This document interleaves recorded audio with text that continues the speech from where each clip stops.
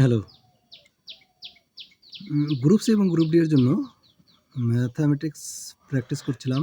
আমাদের এখানে যেই ইয়েগুলো হচ্ছিল আর কি, ম্যাথামেটিক্সগুলো হচ্ছিল, সেটা গ্রুপ সি এবং গ্রুপ ডি এর জন্য খুবই ইম্পর্টেন্ট।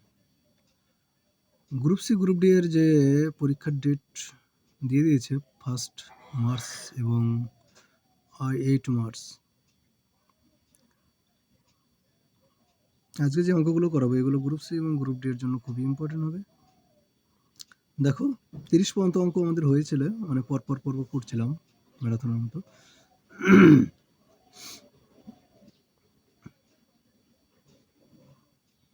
আজকে যে অঙ্কটা আছে 31 নম্বর, 6টি সংখ্যার গড় বলেছে 15, প্রতিটির সাথে 3 যোগ করা হলে নতুন সংখ্যার গড় কত হবে?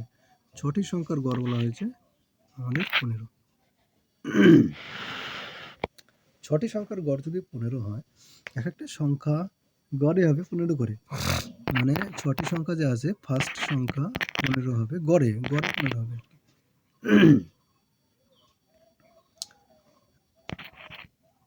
সেকেন্ড সংখ্যাও গড়ে 15 হবে, থার্ড সংখ্যাও গড়ে 15 হবে, গড়ে 15 হলো, ঠিক আছে?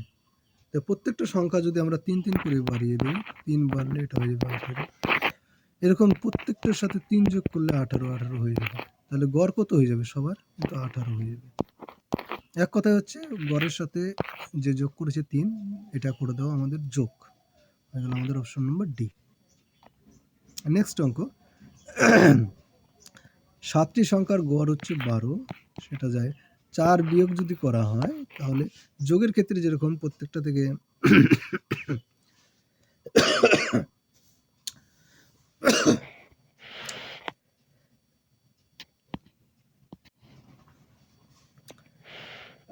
বিয়োগের ক্ষেত্রে একইভাবে প্রত্যেকটা থেকে যদি বিয়োগ করা হয়, তাহলে গড় আমাদের কিন্তু 4 বিয়োগ করা হয়েছে, 4 কমে যাবে, তাহলে 12 বিয়োগ 4 ইকুয়াল টু 8 হয়ে যাবে আমাদের সি। নেক্সট,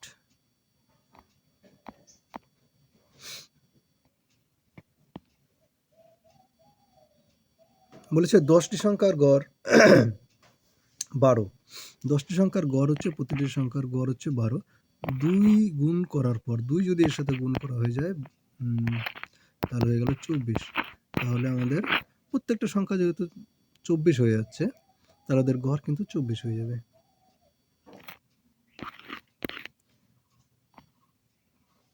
নেক্সট অঙ্ক 34, 12টি সংখ্যার গড় হচ্ছে 15, প্রতিটিকে 3 দিয়ে ভাগ করা যদি হয়, 15কে 3 দিয়ে তুমি ভাগ করো, তাহলে আমাদের চলে আসলো 5। 15কে 3 দিয়ে ভাগ করলে আমাদের 5 চলে আসবে, তাহলে নতুন সংখ্যাগুলির গড় হয়ে যাবে আমাদের 5। খুব সিম্পল টাইপের অঙ্ক, কিন্তু সেটা তোমাদের জেনে রাখতে হবে। নেক্সট অঙ্ক, বলেছে একটি অফিসে অফিসার এবং কর্মীদের সকলের বেতনের গড় হচ্ছে 8,000 টাকা। 7জন অফিসারের গড় বেতন হচ্ছে 12,000 টাকা এবং বাকি কর্মীদের গড় বেতন হচ্ছে 6,000 টাকা। ওই অফিসের কর্মী সংখ্যা কত? কর্মী সংখ্যা যদি 1 জন হয়, তাহলে 1 জন প্রত্যেক গড় হচ্ছে 8,000, তাহলে এখানে হয়ে যাবে 8,000 এক্স। ঠিক আছে, এটা আমাদের মাথার মধ্যে ক্লিয়ার। প্রথমে যদি 1 জন কর্মী হয় টোটালে, এবার 7 জন গেছে 12,000 করে পেয়েছে, তাহলে 7 জন, এটা হচ্ছে টোটাল, ঠিক আছে? এবার 7 জন 12,000 করে পেয়েছে, 7 জন কত করে পেয়েছে? 12,000। তাহলে এখানে এদের মোট কত হবে 7 জনের? 7 বারং 84,000। এবার 7 জন হচ্ছে অফিসার, আর বাকি সব হচ্ছে কর্মী, এদের আবার 8,000 করে বেতন। বাকি কর্মী কতজন থাকবে? টোটাল ছিল 1 জন, থেকে 7 বিয়োগ করলে এতজন হচ্ছে আমাদের কর্মী। কর্মী হচ্ছে প্রত্যেকে পায় 6,000 করে, ঠিক আছে? কর্মীরা প্রত্যেকজনে পায় 6,000 করে, তাহলে এদের মোট বেতন কত হবে? 6,000 দিয়ে x - 7কে যদি গুণ করি, 6,000 এর সাথে গুণ হচ্ছে x - 7। এবার এই দুটোর যোগফল এটার সাথে সমান হবে। এখান থেকে আমরা x এর মান পেয়ে যাব, তাহলে অবশ্যই মোট, কিন্তু আমরা গড় মোট কর্মী সংখ্যা পেয়ে যাব। এই দুটো যদি সমান হয়, এই দুটোর যোগফল এটার সাথে সমান হচ্ছে, ঠিক আছে? তাহলে 8,000 এক্স ইকুয়াল টু 84,000, তার সঙ্গে যোগ হচ্ছে 6,000 ইন্টু এক্স মাইনাস 7। এটা কিন্তু আমি একটু ডিটেলসে করছি, এটা তোমরা শর্টকাটও করতে পারো। এখানে 84,000 যোগ 6,000, দেখো শর্টকাটে কী করে, 642,000 শর্টকাটে কী করে করা যায়।